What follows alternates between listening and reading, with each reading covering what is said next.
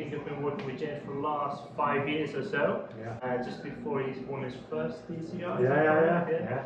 And you gave me the bike fit for that. No problem. So I do that. And it's good to see him now as we can go more off-road stuff as well.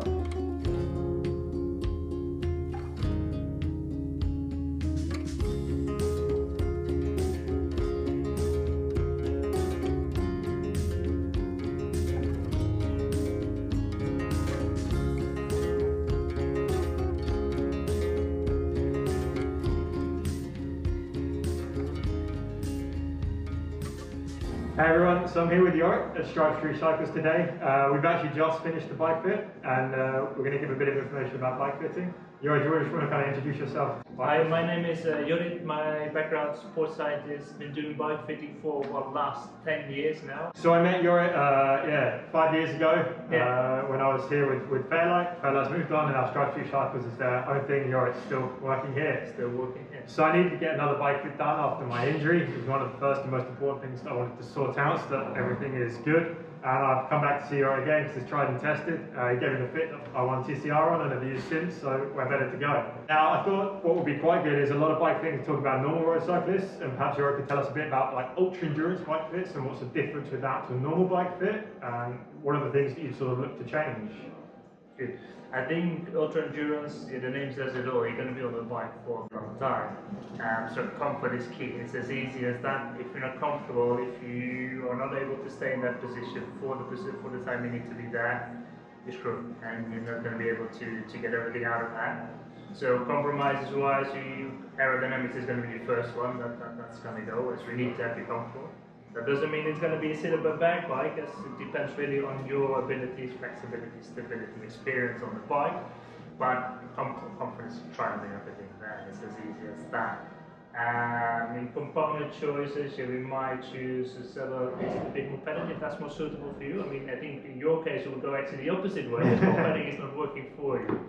So you just have to see on a case-by-case basis, see what works and what is most. Yeah, this is my old saddle, and we can see it's got no padding on it. This one's very worn in. No, exactly. That was really. And now with the dash, it's got a little bit more. Exactly. That's key. It's an individual base. We want to find a solution for you that works, and how and where the compromise is going to be. As you can see, that could be anywhere, but comfort is going to be key. When I first met you, like I was having the Sherman's neck issues, and we sort of changed the fit to look at that. Maybe brought me up a little bit. What sort of issues do you often see with ultra endurance cyclists? Is there anything? I mean, saddle is an obvious one. Like you spend an awful lot of time there, so you want to make sure that you're well supported. And as we saw in the fit, that if you create more movement on the saddle, you create more friction, which can lead to all sorts of problems. So by improving or by stabilizing that position on the saddle just a tiny bit, over all the hours you're going to be on a bike, it's going to be a lot of difference there.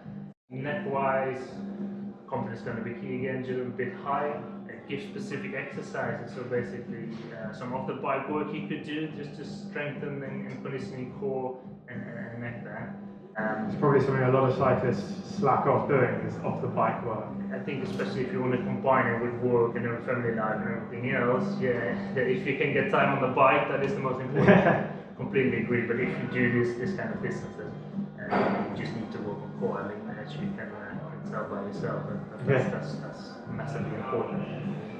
Combinations, obviously back knees, but that is general really. That is something you will see on every road bike, and maybe a bit more so as the margins we're working in with the ultra endurance are maybe a bit smaller.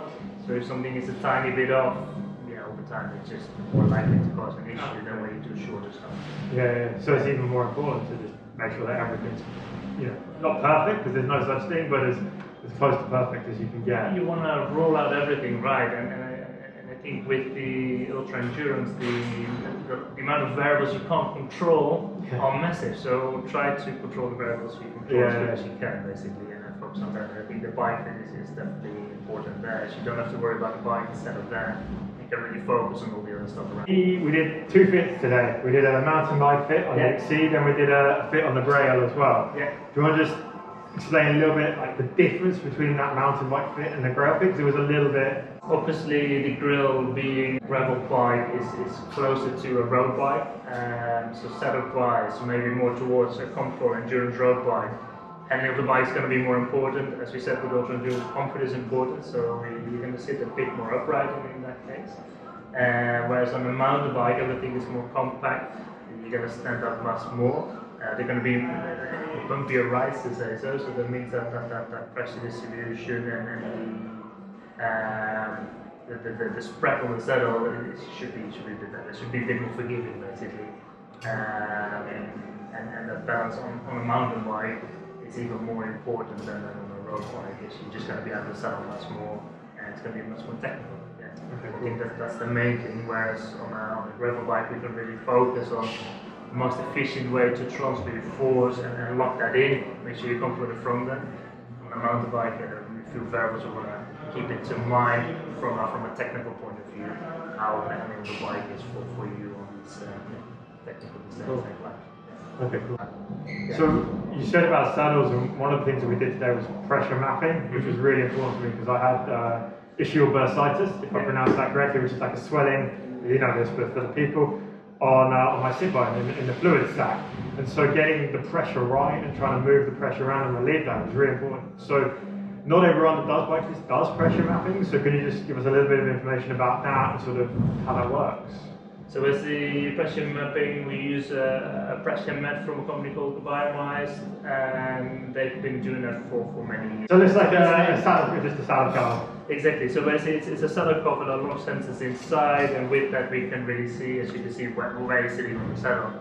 And we know with the bursitis where the pressure was, because we created a baseline position where basically the injury started, and with that. We want to work back from that, so we want to reduce the pressure in the areas where you had the issue to unload that, shift it to different areas, reduce the pressure, make you move in a different way on the saddle. And that's what we can see as well, like changing saddles over means that the interaction with the saddle is going to be different. We created a better pressure distribution, it's that surface area you were using on the saddle, that they increased massively.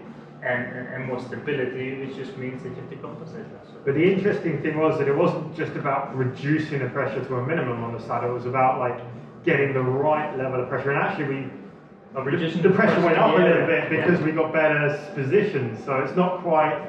We reduced the pressure in the area of the bursitis, and because we tried to move you back a bit on the saddle, we shifted the weight more towards the sitting bone. So because we got a bit more weight on the saddle, we created more stability.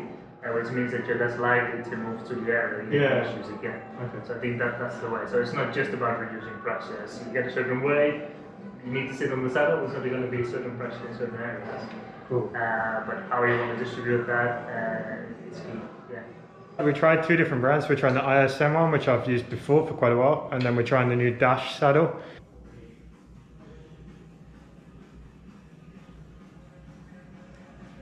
And you're just going to explain sort of what's going on between the two saddles. So if we compare the two saddles, I think it's easy to look at the screen there. The left one was where we started on the ISL, the right one is the Dash. If you follow that red dot, you just see that on the Dash we see more stability.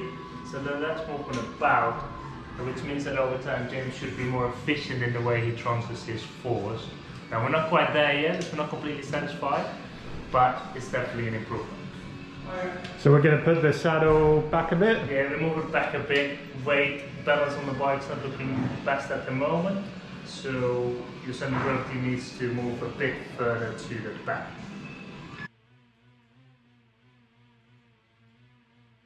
We tried moving the saddle back, but what happened? We found... So actually James maintained the same position on the saddle, so that suggests that that's why his body's working most efficient. Created more movement on the saddle, so we're going to move it back. Move it back forward. Yeah, we're going to move it back. Exactly, back to the previous position, that is. Now we just want to fine tune that saddle height and go from there.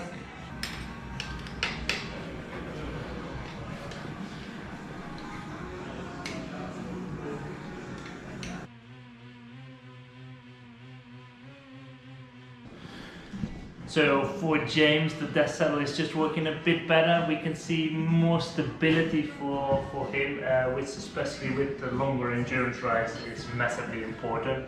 especially the forward motion of the pelvis on the saddle is massively different. It was 47 on the ISM, it comes back to 19 mil. So that is a massive difference, a massive improvement there, which again should help James be more comfortable, more efficient over time. So we're wrapping up now. We've talked about a few things. If you have any questions on anything that we haven't covered about bike fitting or perhaps stuff specific to you, you can either get in touch with Jorrit directly, mention it in the comments, and we'll get that to Jorrit. I'm doing this on the fly, but he'd be happy to answer any of your questions. Obviously. And Jorrit has got a lot of experience fitting me, lots of other people, but for ultra endurance as well. So if you are an ultra endurance athlete or looking to do some longer rides and you want to get a bike fit and you're in the London area or you want to travel, I definitely recommend coming and seeing Jorrit because he's got the experience. So thank you very much for having me in today. Thank you, James. Thank you to see you again. Thank you.